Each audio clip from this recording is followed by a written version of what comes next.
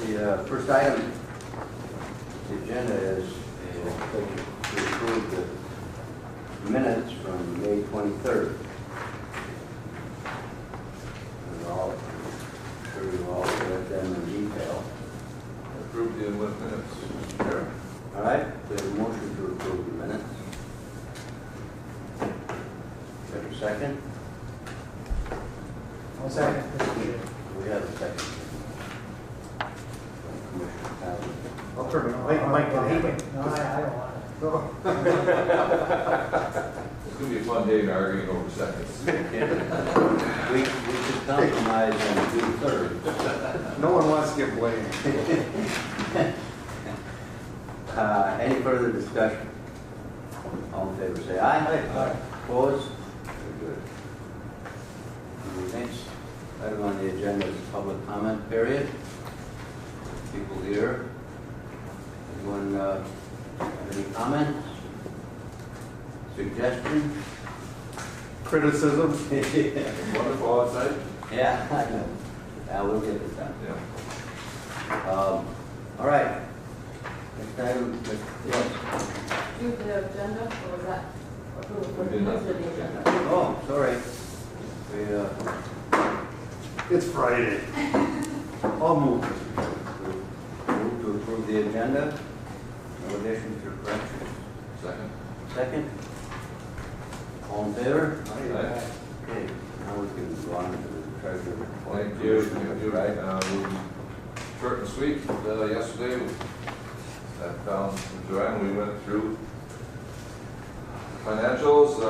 Let's do the co-ed testing first. We had a transfer of $15,000 out of the co-ed testing account to Kita.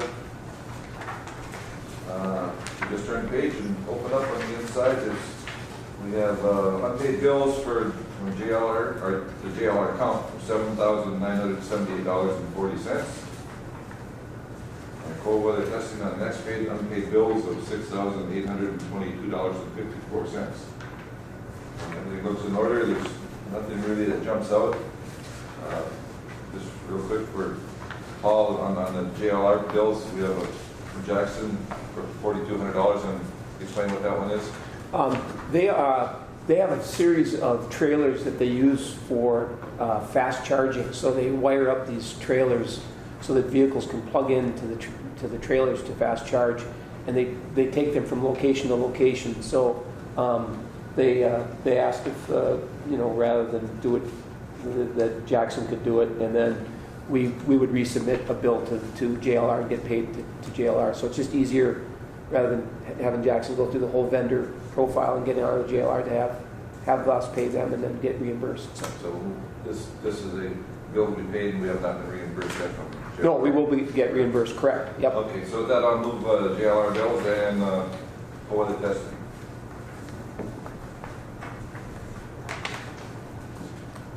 Any discussion? Do we need a second? Yep. Yep. We do. No problem, committee. So we need a second. Is it all right if I second it, Yeah. Mr. Chair? It would be a pleasure. Well, maybe I've never heard that. We've always seconded Yeah. the bill. Well, if it's right or wrong is what we Yep. have to do. Thank you for the section. We have a motion and a second. Further discussion, question, comment? Mr. Chairman, we should be receiving our JLR annual lease payment before July 1. Kyra, right in there. Guessing, yes. So will be coming shortly, and then we can again pay back the city and the county for their loan. But that payment's coming. When did they wrap up? They were here late.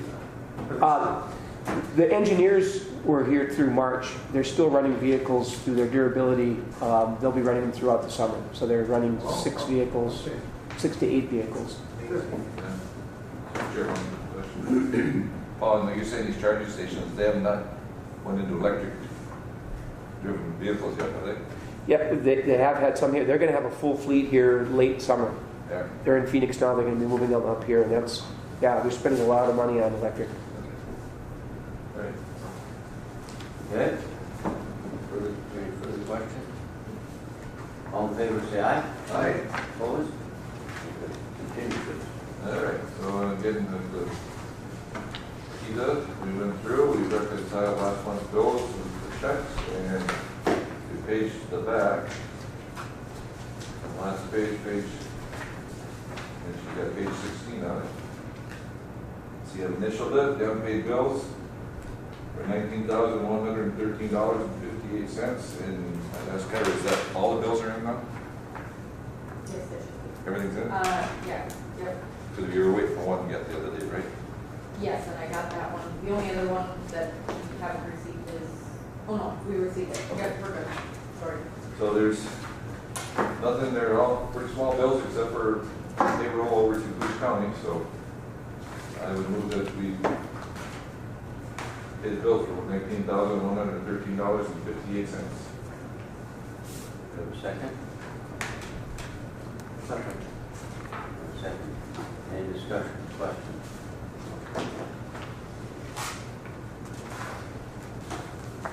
All those in favor say aye. Aye. Opposed? Thank you. Thank you. Thank you, Mr. Treasurer. Next item is the Granite Digital Update. We have Joel Machon here with us. Good morning. Come on up, Joe. Yeah, we'll sit up here. Well, thanks for the invitation. Good to see everybody. Pleased to give you all an update on Granite Digital and our primary project in our research center.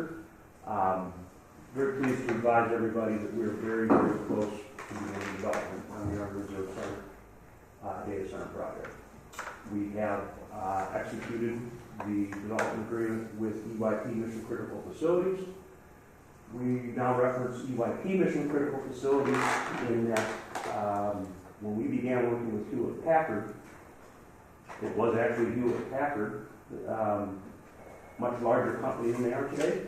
They were 19 on the Fortune 500, and then you'll recall late in 2015, Meg Whitman split the company into HP, which is printers and computers that we all use on the consumer level, and Hewlett Packard Enterprise, which is the balance of the business side of the slate. So EYP Mission Critical Facilities has since they were acquired by HP 10 years ago, they've always been the engineering arm for HP. They moved over to HPE, and then right around Christmas, we were advised that they have spun themselves off to a private interest now. So I smile because along with that, EYP designated the Army Reserve Center as their primary project and their first project separate from HPE. They reduced our capital requirements by 45%, which of course then reduced our capital raise requirements as well. So the first phase of development that we're about to embark on is a market segmentation analysis, where HPE and EYP will be in town for about a week. We will be examining the various customer verticals that are out there. If you look at healthcare, finance, manufacturing, banking, government, etc., it's almost endless, right? Folks that are using data centers. Once we've, with their assistance, identified which verticals phase one will be accommodating, that will then drive the final conceptual design and put us in the sales and marketing.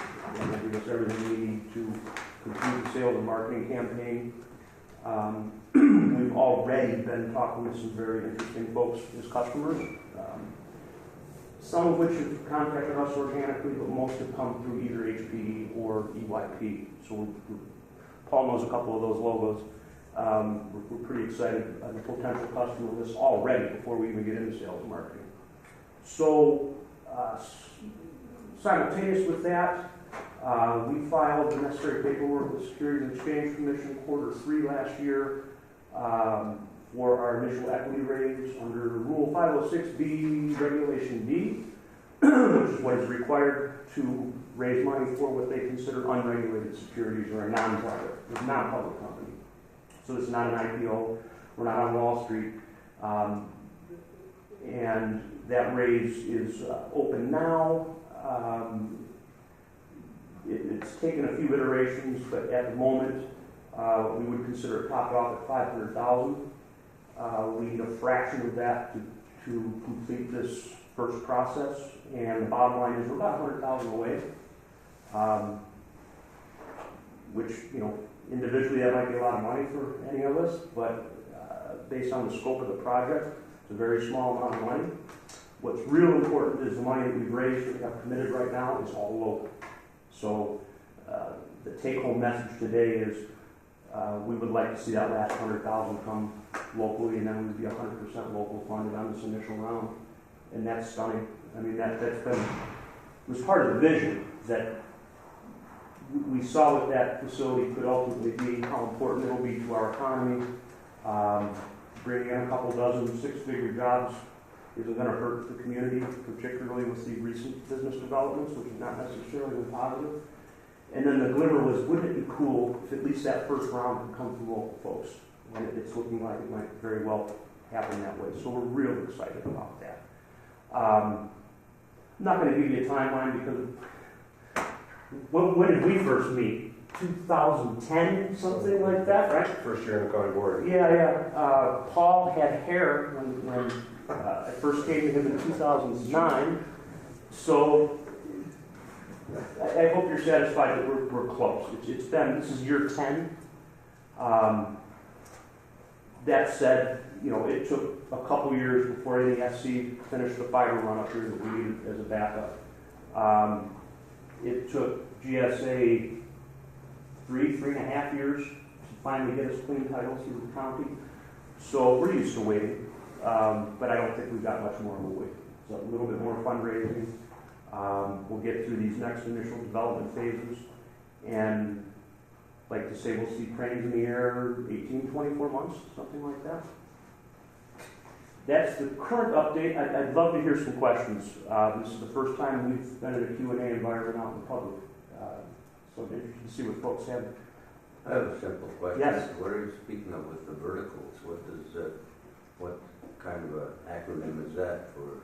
So, You were talking about. yeah, if you look at Are the you talking global about bringing employees in? customers, Oh, customers. yeah.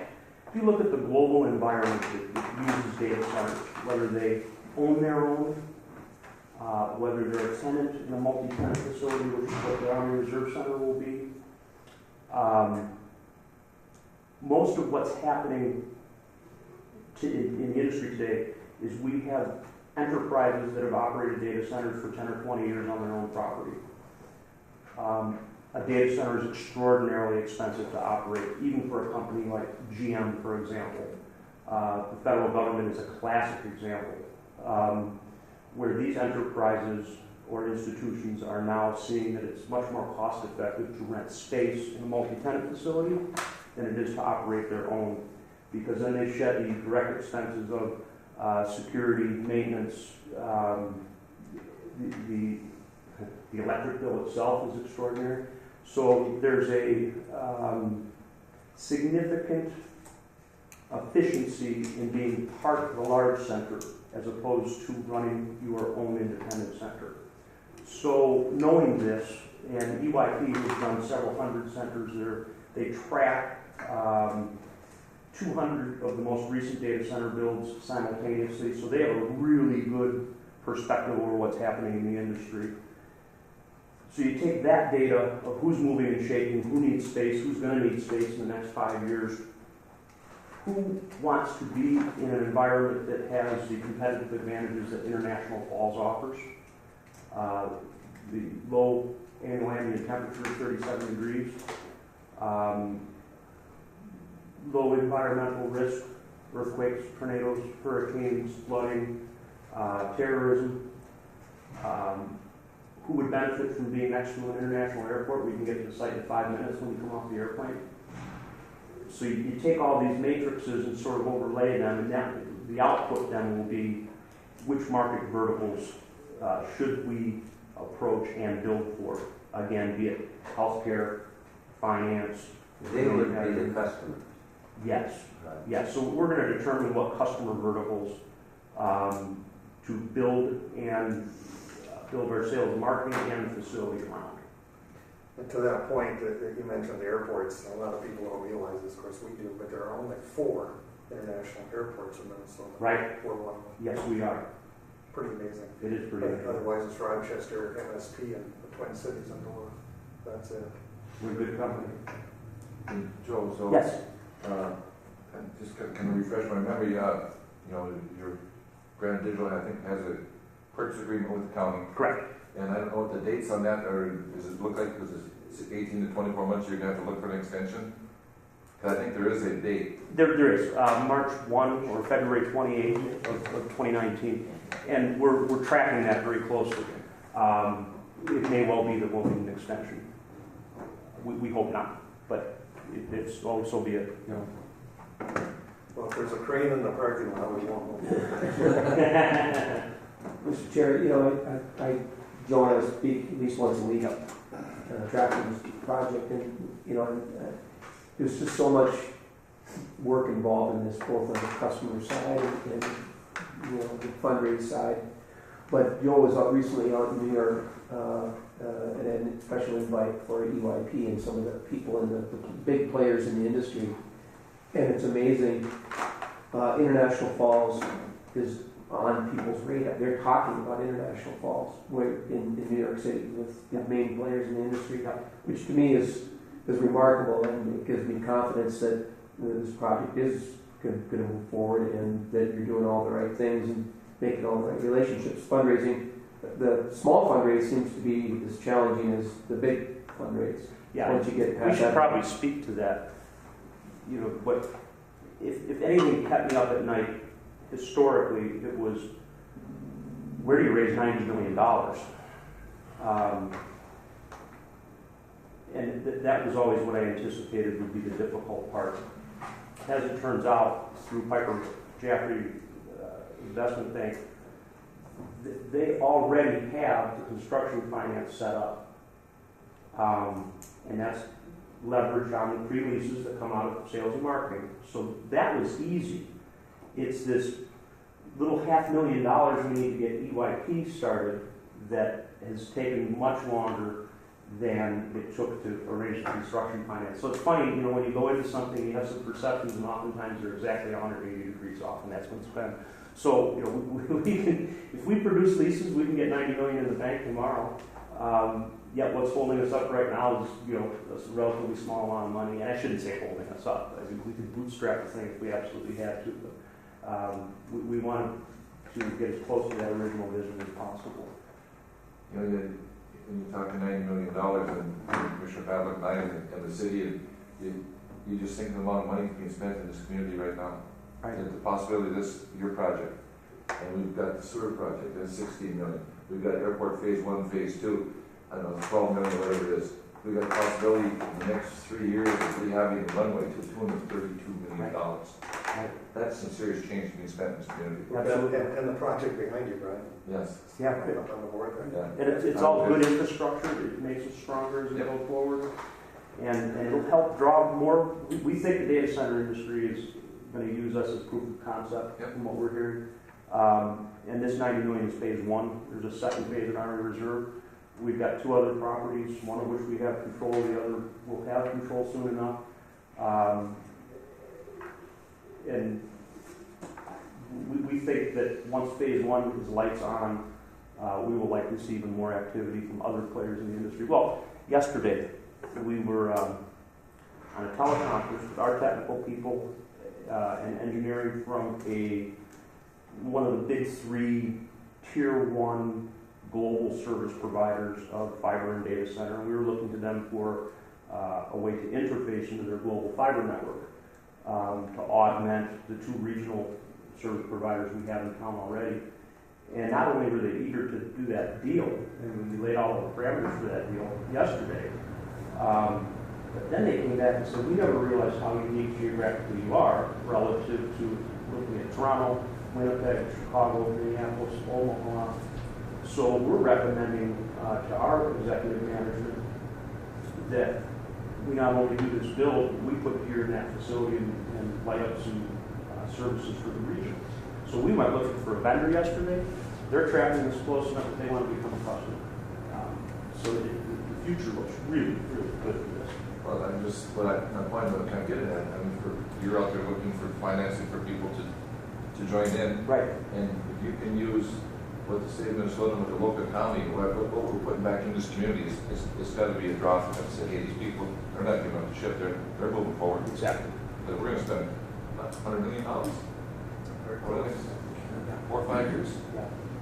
Tremendous amount of infrastructure. You've got Camden project, you've got Highway 53 project going on in the next couple of years. I mean, community's not, we're not in dire straits, we're moving forward. Yes, that's a good point. And just like globally, talking globally about what's happening, the Cantilever folks too, moving their project forward. In order for you to attract talent, IT talent to this, we're going to have amenities like Cantilever and Loonies and all this stuff. And you know, we're going to be talking about broadband with Landon. Right. All of a sudden now this increased fiber awareness and opportunities that are going to spring up around that. So you're right, to your point, all this kind of feeds into what's happening, and this will be one of the key foundational things that's going to make things really turn. So Yeah, you know, I'll use that as a segue. I think one of the county meetings, the question, where do you get your talent? Are these people going to either organically or going to import them? And once just that little activity that we had on the development agreement hit the journal, my file folder keeps getting thicker and thicker. Folks, mainly in the cities, young people with technology degrees, currently working down there that want to come home. I mean, probably a half dozen so far. So what a better story could there be than some young folks coming back home for a good career and end up spending their entire rest of their career in international football. Old folks do. We'll take them all. We'll take them all. But I mean, you know, the recent trend, this drip population loss, we're losing young ones. You know, they get out of college or high school and they're gone, and they come back when they're ready to buy a lake place. What if we turn that around and keep those folks? and my hope too is working with the community college that we can start a program or maybe get a pipeline for talent as well. Yeah, sure. So, you know, we have space reserved in phase 2 for a lab. And we've talked to the folks at the state level about interfacing a program with Rainy River, where we give them access to that lab and start sort of cultivating this second generation of talent within the community rather than having to pull them out of other environments. Thanks, Mr. Chair. Well, I've been talking about 3 of these projects since I've been in the legislature. And what's unique about here compared to the other communities that have it is the redundancy we have. Yes. Both power and internet, broadband, whatever you want to call it. Even though mine's lousy, and I want to hear the word. Even though mine's lousy out of my house, we do have good broadband in and around the area, just for the simple fact that we're on the border and all these companies have had to run their lines, so they have their redundancy. Right.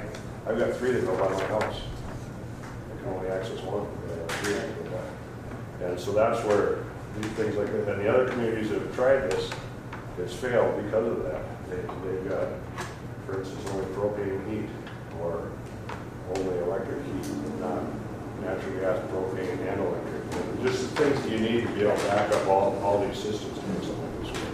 So like I said, it's been a long haul, Joe, since 2010, but it's pretty cool to see maybe something coming along. Pretty pleased. Yes. Joe, thank you for being here. Thank you for the efforts that you put forward there. My pleasure. Things are just incredibly difficult to get anything under the best of circumstances. Minnesota Power, do they have to develop economic development rates for you? Yes. Because you must use a tremendous, you're going to use a tremendous amount of power. A tremendous amount of power. So our facility will be able to consume and produce power in the event of a failure, 25 megawatts, which is about par with what the entire city of International Falls uses right now. So we will be a very big customer for MP. We'll make up for a lot of what they used to sell to Boise.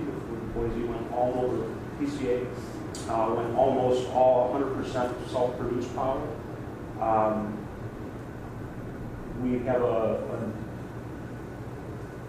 work out a nice arrangement with how we get that infrastructure built up, and they are providing assistance. We also do qualify for the reduced industrial rate that's in PUC right now, because we're a globally competitive industry. So that brings the per kilowatt price that our customers will pay down to a number that's competitive nationwide. It's not the cheapest, but it's nowhere near the most expensive. It's in the middle somewhere, which is important to begin with, and then understand though they will use a lot less power for cooling compared to the data center hotbeds of Washington, D.C., Arizona, San Francisco, Houston, even Chicago. Some of you have seen a chart that HP Engineering did for us that shows we'll only likely be running chillers $400 a year, something less than 2 weeks. That's going to save $5 to $6 million to our customers once the product is fully built out. So yes, is the answer. We have a favorable rate, we have a great relationship with MP. Something that's also important in the industry and to the customers in the data center industry is where's that power come from?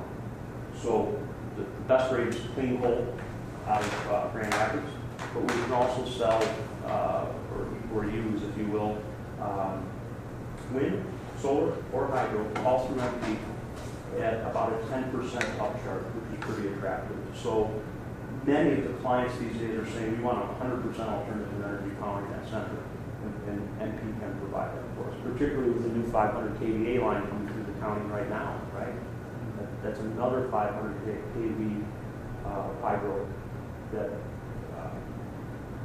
we have available to us. So as Roger's talking about, we've got plenty of power, there's no doubt about it, and lots of assistance from MP. But outside the city limits, so for redundancy, we have imposed it right there. Yeah, potentially. Yeah, Tom Smith and I have talked about that. Tom, of course, is our vice president in charge of engineering.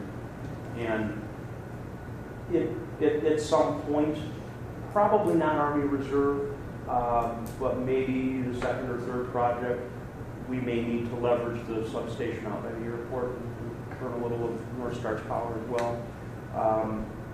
There may also be a need to use that as a backup in case we were to lose both feeds from MP, which is highly unlikely. Their uptime, by the way, is 99.83% of the time. So, very reliable, redundant power. And I'd forgotten that you're North Star. I was talking to you like you didn't maybe really understand the power industry. Sorry about that. I totally forgot that you were working with it. I don't. You know, Tom Bach keeps telling me that the United Steel in Virginia, when they're running full tilt, they use the same amount of power every day in the entire city of Superior. Sure. It is remarkable. Yeah. We just, Bitcoin operation just went into Grand Forks, and they use more than the entire city. I've got a friend that's doing that Bitcoin on the side. You know what his monthly electric bill for running his computers in the basement is? $1,000 a month. Sure. And his computers just continue to run. You gotta have them cool. You gotta have them cool because they're continually running. I mean, he's mining Bitcoins. And he's making money on it. Claims he is anyway. But it's, yeah. So that's a scale, or just a small scale of what's going on. This guy's got a couple computers running in his basement. It's costing him $1,000 a month for electricity. Yeah. Brian, speaking of the high-tech stuff, Brian and I are having trouble.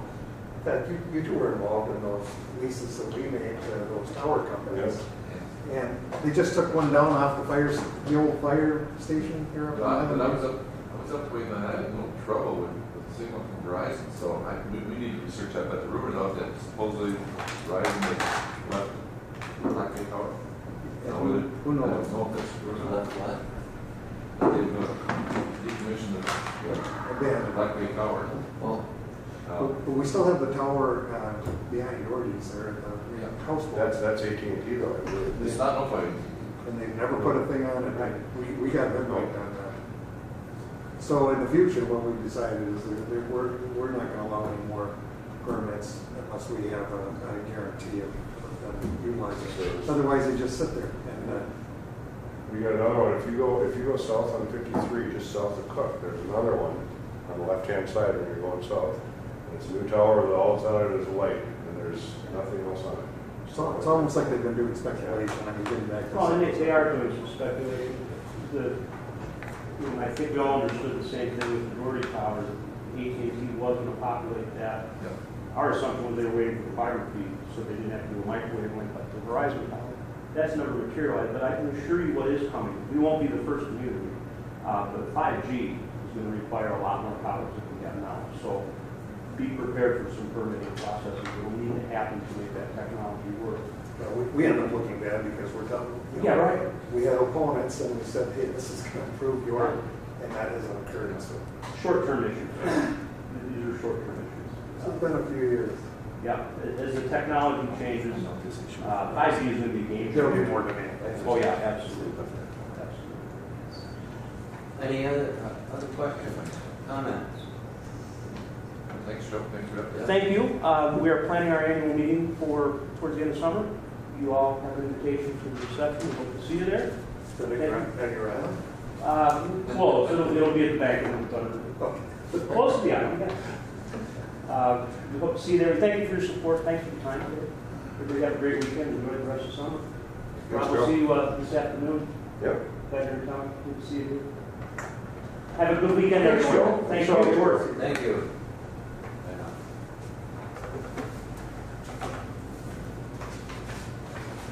Next item is the director's report. I will be brief. Thomas, Mr. Chair, and I like Friday meetings. And starting out, actually, with what Brian said earlier, there's a lot of things going on. I know we were hit with Bill Wright and Bergstrom, but those jobs are going to be difficult to replace. But there's a lot of investment happening. Just got to keep plugging away. Let's start with just the Cantilever Bridge Distillery and Hotel. The city of Rainier earlier this week, and Chairman Rasmussen was there as well, held a public hearing for their request for tax abatement from the city. There was a small turnout, but there was good presentation. Cantilever and some questions and answers, or Q&A that went on. I thought it went very well. And they've been delayed a little bit, but they are anticipating construction beginning here in July. The next step for us will be the developer's agreement had to be resubmitted to the county, and then the county will republish the notification for the county's public hearing, which should happen here within a couple weeks, 3 weeks. So we didn't want to hold it up, but it's working out to everybody's satisfaction that we're moving it along. We're not holding anything up, and they're gonna proceed here shortly. So We ran into some technical issues. Yeah. Essentially, yeah, into miscommunication, but we'll straighten that out. Good. Well, these are not issues that we're real familiar with. We're working Right. our way through. And that's It's a new show in town, and we have to have it to expand. New experience. Yeah, that's a good point. International Falls Business Center and Northland Counseling Center. This is interesting because, over time That's my acquired. baby. What's that? That's my baby. Yes. We've acquired some additional property at the business park. We've been very slowly and deliberately kind of looking at this. How do we plat it and what size lots and how do we, do the utilities and the ingress, egress, all that stuff.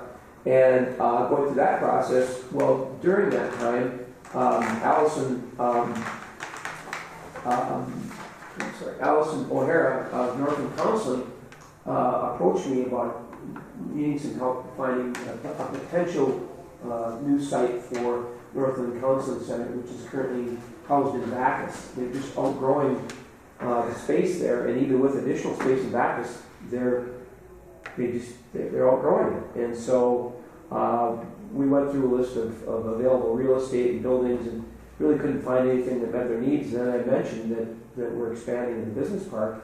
And when I showed her the map and looked at their footprint, what they might need, she said, well, that might be a possibility. So that led to additional conversations, brought Commissioner Pavlik in because you're involved with Northland, and we brought Ward down from Bacchus because we wanted to make sure that everybody was clear about the direction here.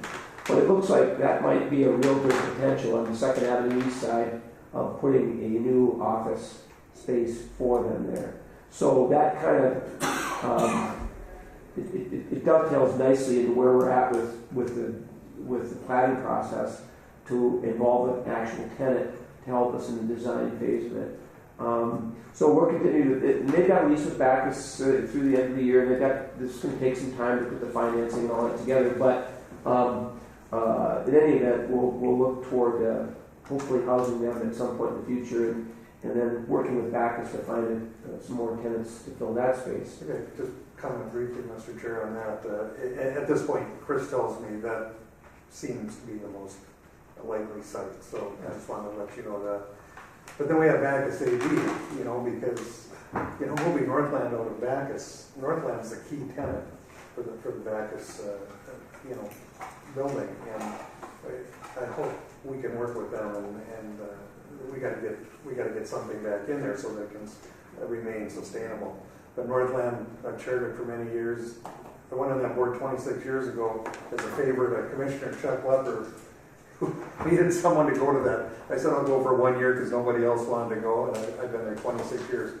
And they were almost broke then. We hired a gentleman named Greg Walker, for any of you, I know Rob, you know.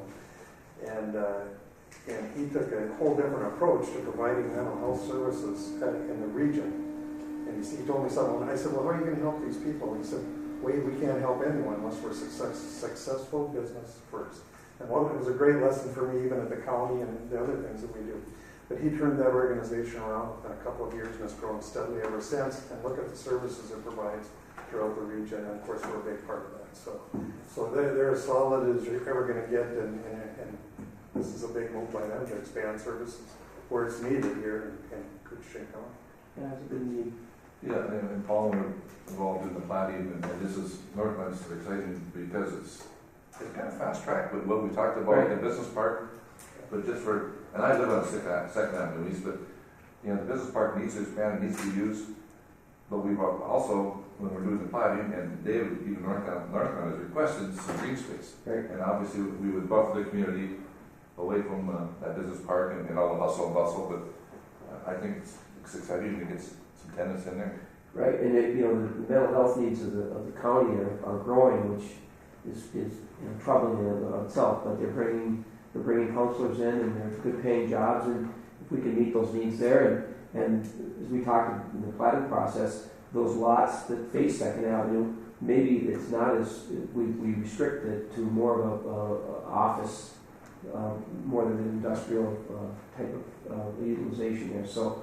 And we are going to send out, as they do with when they have planning and zoning, to send out all the neighbors an invite to a public meeting, just so we can share with them kind of our plans and get some feedback, as you suggested, Brian, when we talked in Big Falls. So that's in the process. We're working with the city on that, so we'll get a notification. And I don't know if we should have it at a KEDA meeting, just as an agenda item to invite people in, or if we have a special meeting. I don't know, maybe in the evening it would be better to do it. I don't know. I don't know how much input there's going to be, but there'd be a few people would probably like to see what the design is, what it looks like. Yeah.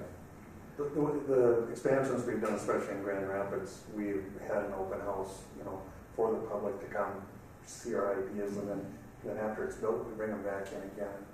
It works, people come in.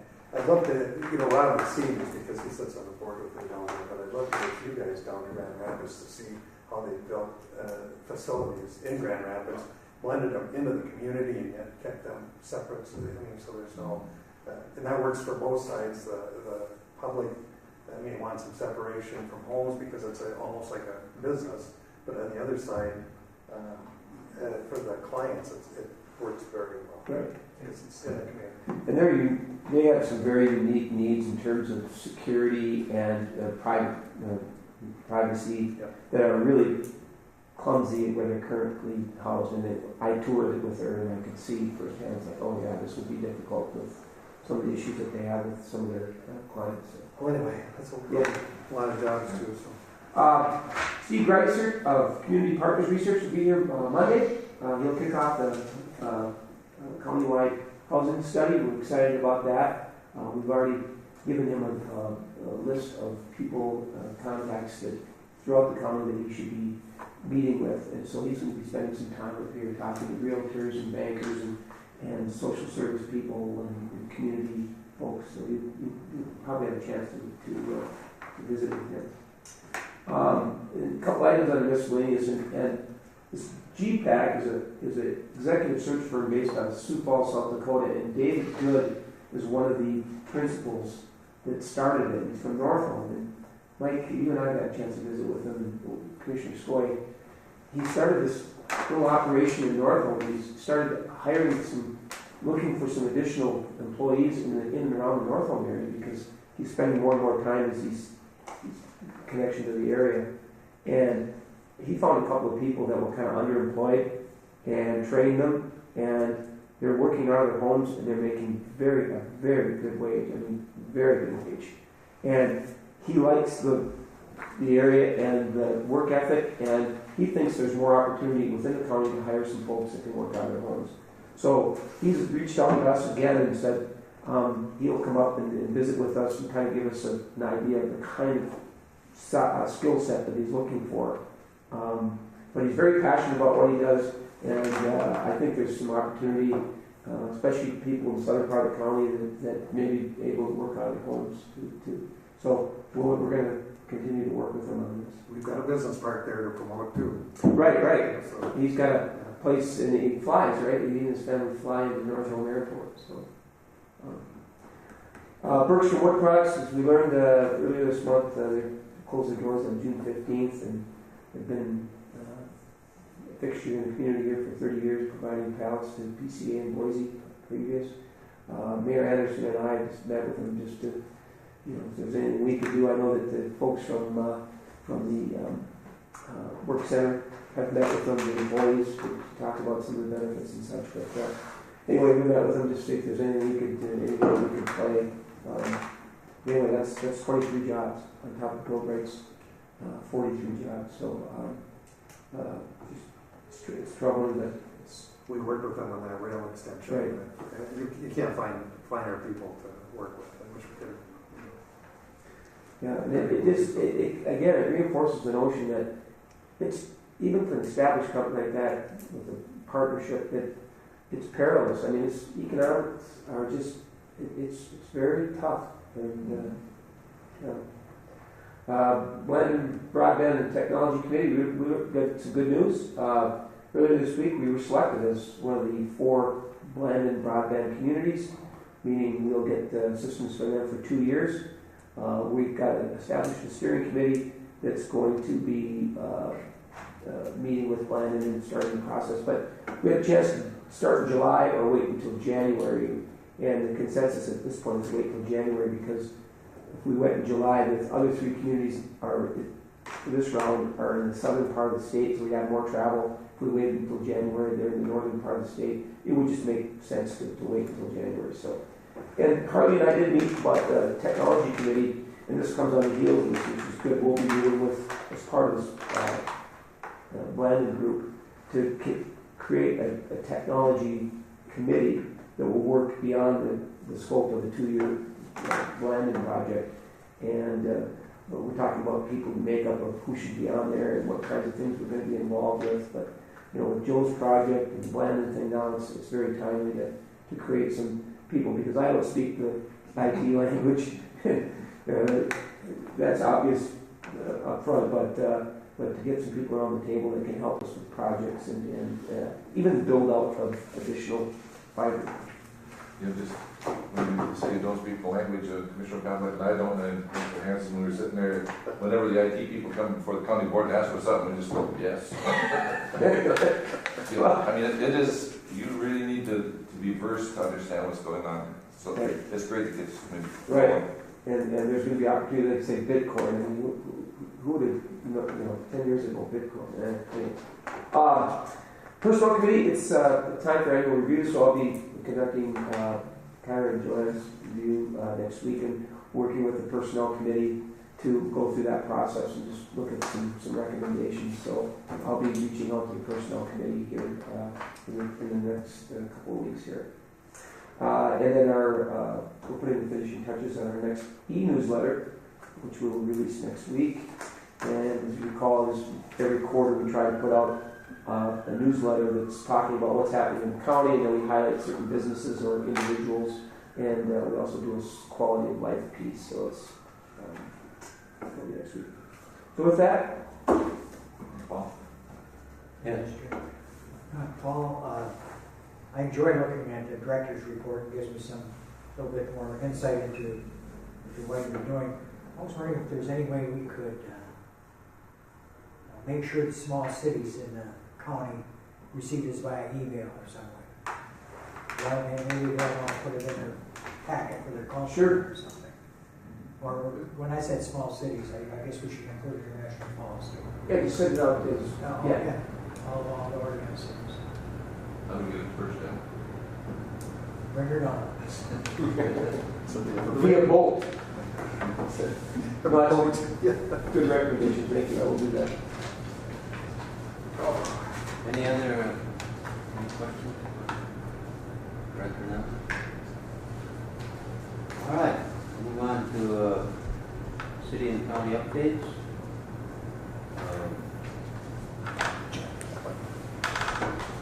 Start with Burkeville. Yeah, you bet. On July 4th, we've got 2018 America's Parade, and the theme this year is Heroes of American History. Exactly who's going to be there, I'm not sure. But if they're thinking to be there, everybody won't show up, but there should be a bunch of others. And it's all fun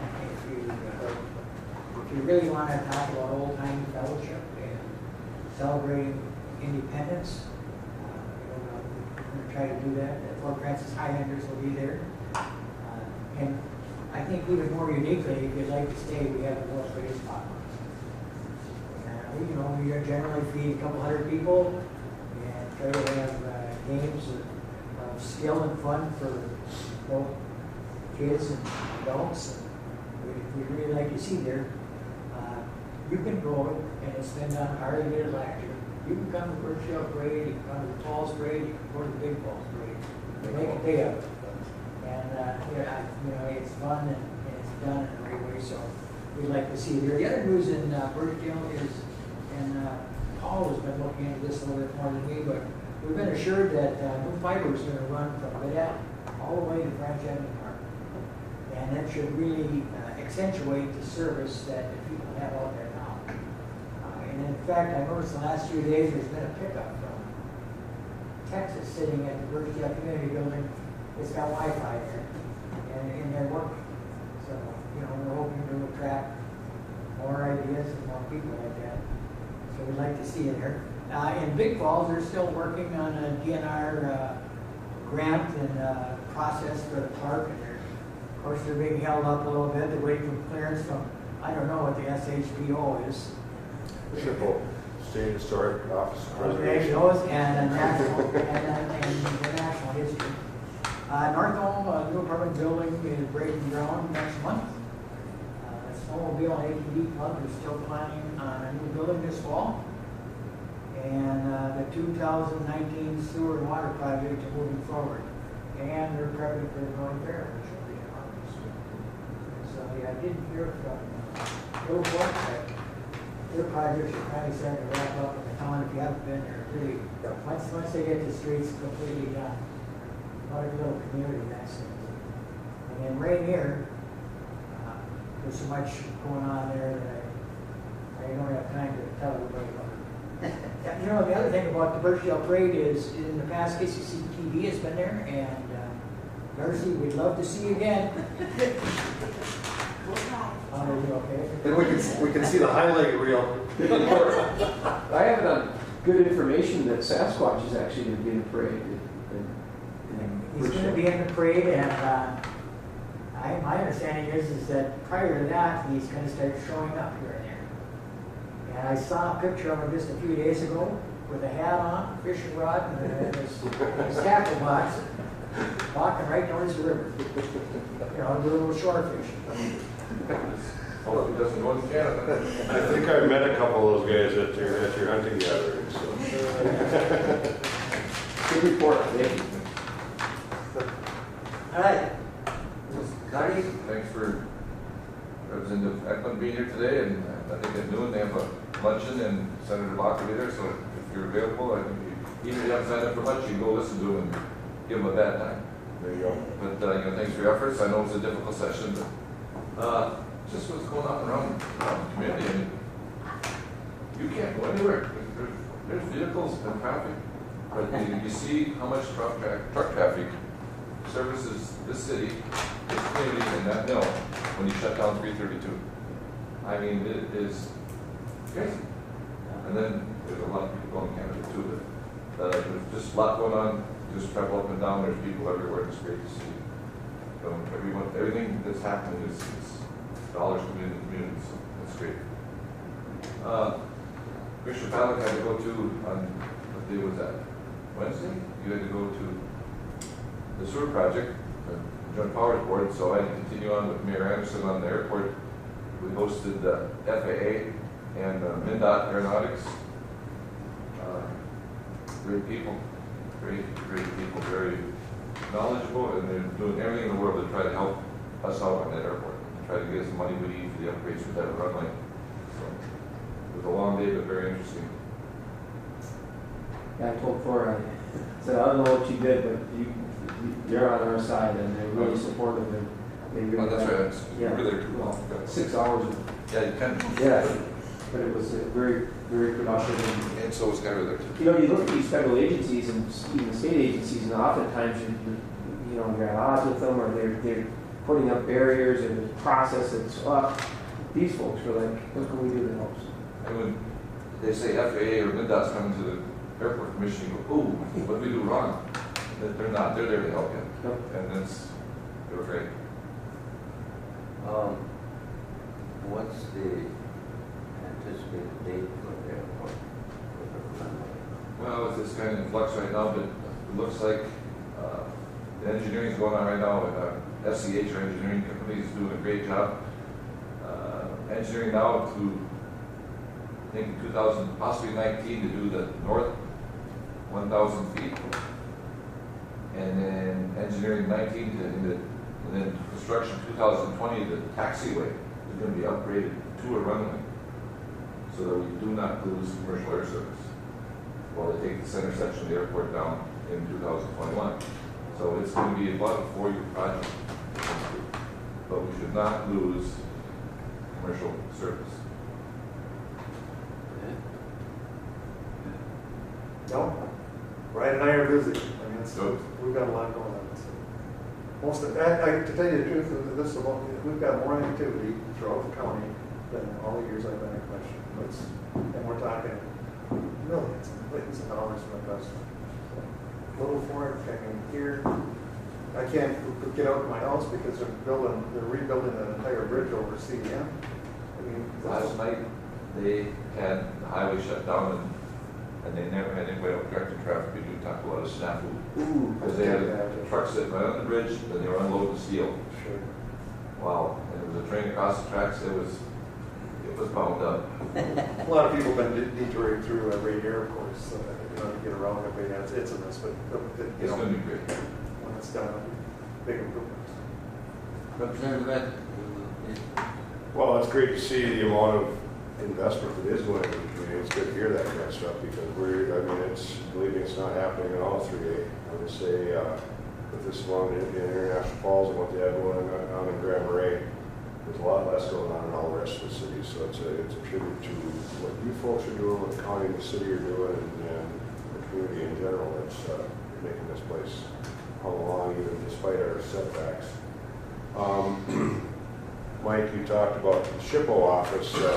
Hopefully that'll go faster. 2 years ago, Senator Bachman carried the bill that moved that SHPO office out of Minnesota Historical Society and put it in the Department of Administration. And Minnesota was one of two states that had SHPO in the historic office, and it just took so long for them to get it done. So it should go from about a 18-month process to hopefully a 6-month process. And Big Falls will get the money for the park. It's in the bill, one of the few bills that we passed this year. It's there. So once they satisfy that, it'll be fine. So.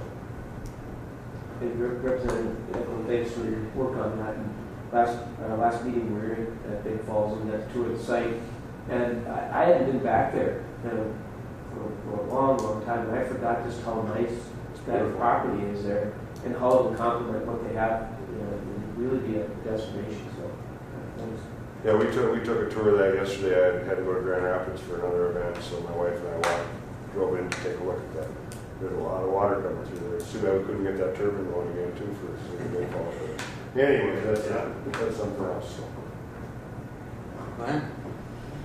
Paul just wanted me to mention that I was chosen to be on the board of trustees for the Northland Foundation. So if you don't know a lot about the Northland Foundation, it's a publicly supported foundation that serves northeastern Minnesota. They do grants, business lending, and other programs.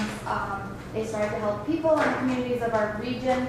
The 3 main areas of focus are children and youth, poverty reduction, and economy and jobs. So I will be serving, my term will start in August, and so hopefully we will be able to utilize more of the Northland Foundation and their support in our area. Congratulations. Good connection. I am a alumni of Northland Foundation trustees. I don't know what they call it, but we meet a couple times a year also. So, look forward to working. Keep the commissioner, or I call him commissioner still, keep the chairman in mind.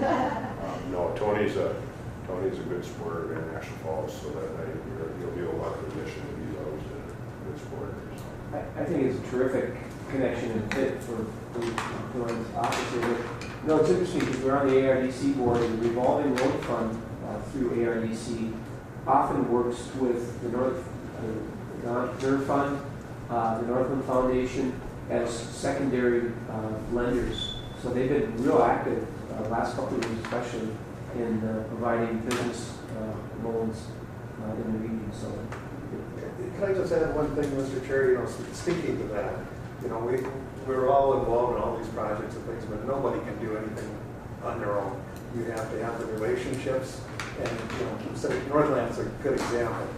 I'm looking at the project we're doing right now, this $20 million wastewater infrastructure project.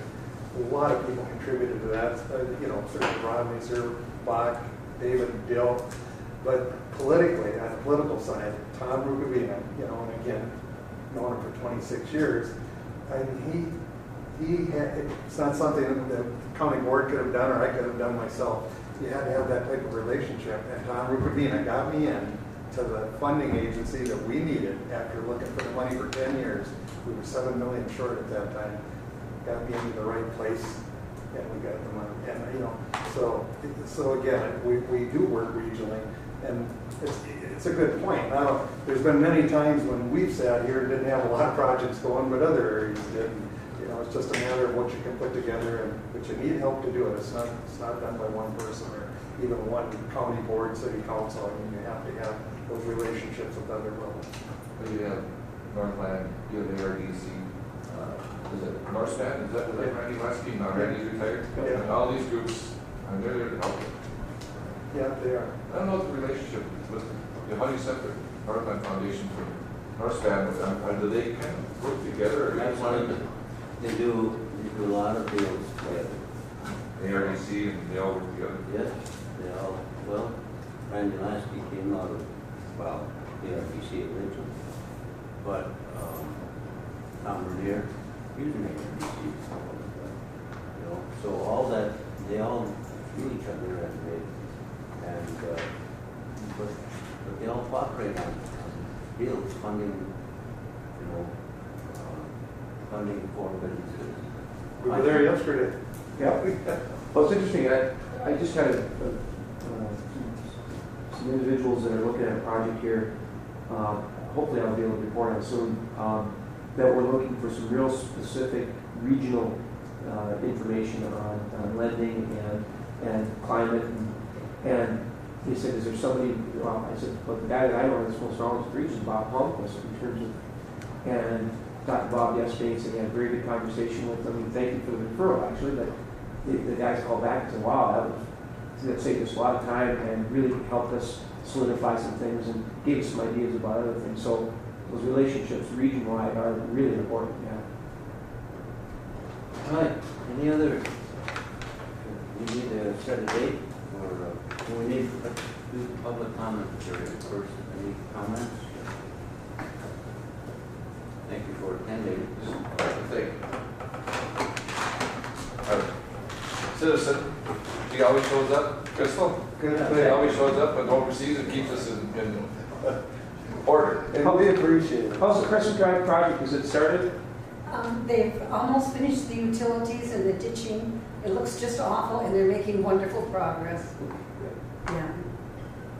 It's hard during construction. I always tell people, just be patient. It will look a lot better. And that's what this is going on. But some mornings they start at 6:15. Oh. And I want to shake my fist out there, 7:15 I don't mind, but 6:15 is a bit early.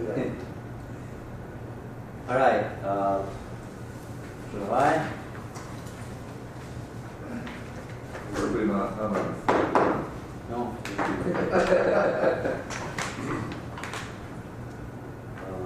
How does July 18th?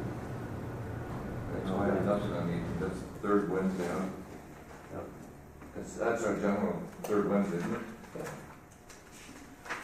How about fourth Wednesday? 25th? The airport commission. Then that gets kind of, when you get down to the airport, you don't really want to go on. So put it over the other goal. I prefer the 18th. All right, Um, 18th at the um, county. 10 o'clock. Do we normally? I would rather, my wife actually requested, can you guys meet earlier? And I said, well, I don't know. I mean, it's generally we meet at 10, but I Well, Harley is the Saturday first have preparation and I think Harley has. well, there's 1 o'clock. Yeah, we used to do 1 o'clock. That's fine. Okay. I'm trying to think, I can't remember what date we set for the Joint Powers Or Board. maybe that. It may be that day.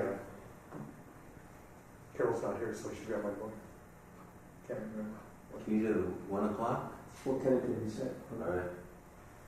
That'd be the county, right? Correct. Thanks again, Rob. Oh, yeah. I might show up to that one too, you never know. Last meeting, I done the big balls, pretty good. There wasn't much there, but at least you're there. We're gonna get down Birchville. Thank all of you. Hey, what's that? Meeting's adjourned. You're never done? Well.